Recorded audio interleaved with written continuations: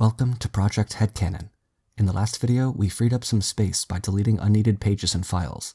Today, we'll focus mostly on the front-end design of the wiki. When I talked about namespaces in the last video, I glossed over the MediaWiki namespace.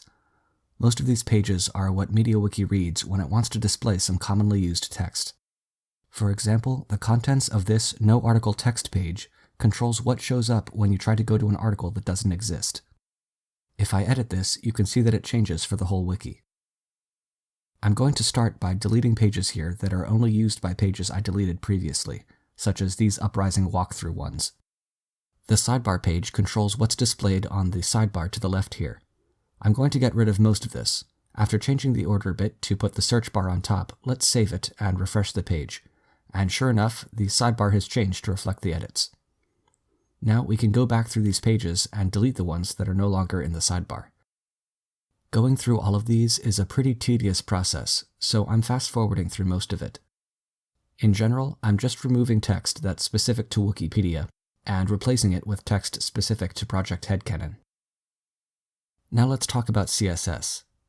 The page called Common.css controls how every page on the wiki looks. There are a few chunks of code here that are deprecated, and a few that are made useless by the last video's deletions, so we can get rid of them. I do want to draw your attention to this line right here. It's supposed to use MediaWiki's resource loader to import two other CSS pages, InfoboxColors.css and Infoboxes.css, which are meant to control how Infobox templates are displayed.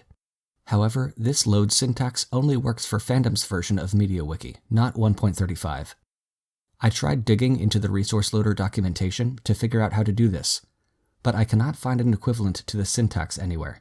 If anyone watching knows how to load CSS from an article like this in MediaWiki version 1.35, please let me know so I can change it.